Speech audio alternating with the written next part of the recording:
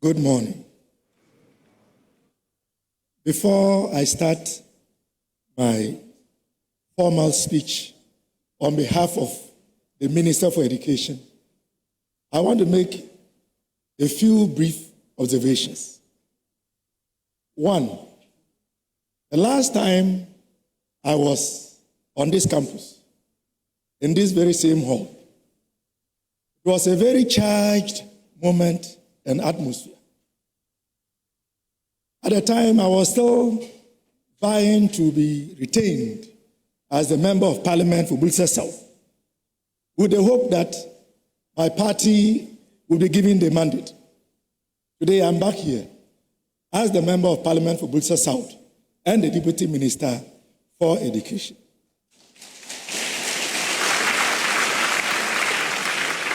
Observation number 2. When I arrived, the Vice-Chancellor was in a caucus with other dignitaries. And when he had the chance for us to be close to each other, the first thing he said to me was, "This is an academic institution, no politics." And I agree.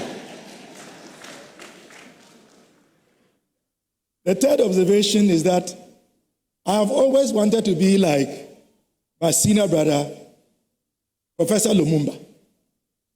When I grow up, I want to be like him.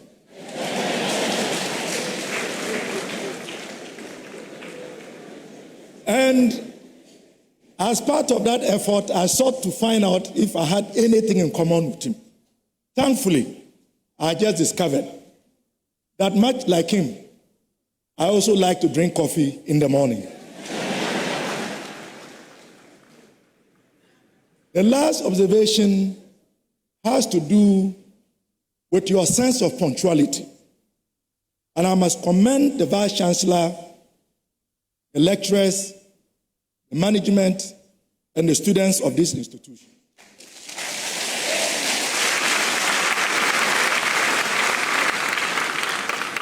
I have attended many events of this nature. And unfortunately, it has always been the case that I have to arrive and wait for 30 minutes, sometimes 1 hour, before the event commences. In your case, you were right on time.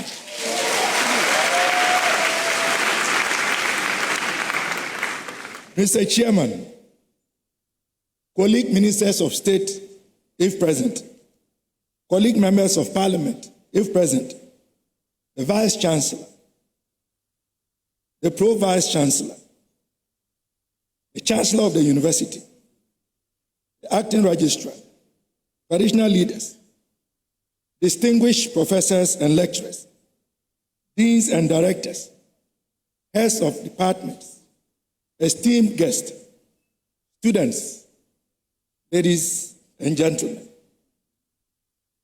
It is an honor and a privilege to be here today at this distinguished University of Education, Winneba, to participate in this important public lecture series under the thought-provoking theme, quote, "Empowering Minds, Shaping Futures for the 21st Century," unquote.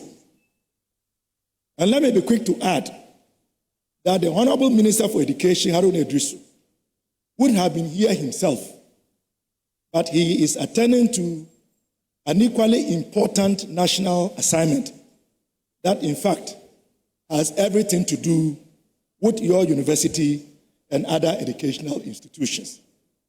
He is presently, at this very moment, inaugurating the Ghana Education Trust Fund Board, otherwise known as GET Fund. And as you know, the role of GET Fund in the provision of educational infrastructure and in support of education is one that cannot be denied. So it is for this reason that he has asked me to represent him. Indeed, the theme for today's talk resonates deeply with the mission and vision of the Ministry of Education, and indeed with the national agenda for educational transformation.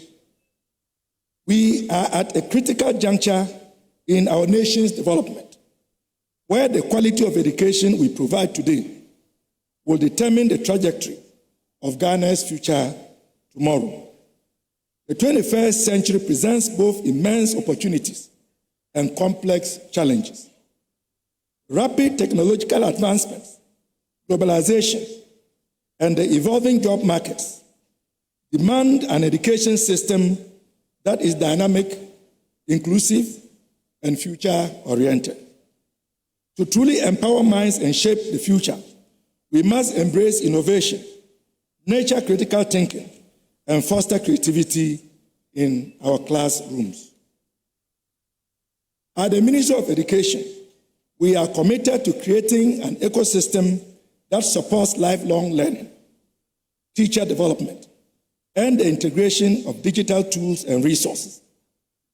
Initiatives such as the Ghana Accountability for Learning Outcomes Project, GALLOP, curriculum reforms, the emphasis on STEM education, and the investments in infrastructure and digital platforms are all steps in the right direction. But policy alone is not enough. We need institutions like yours to lead the charge in reimagining teacher education and research in pedagogy. You are the bedrock of quality education. Your role in training the next generation of educators is not only vital, but transformative. Let us together ensure our teachers are not just transmitters of information, but facilitators of learning, mentors, and role models. As we gather here today to deliberate, reflect, and exchange ideas, I urge all of us to consider how we can collaboratively build an education system that is equitable, resilient, and responsive to the needs of the 21st century. To the students here today, you are the future of this nation. Embrace learning not just as an end, but as a lifelong pursuit. Your curiosity, passion, and sense of purpose will shape the future of Ghana and beyond. To the organizers of this lecture series, I say, Ayiko, I say, Nagode, I say, Martin Ijiam, I say, Akele, I say, Uhia.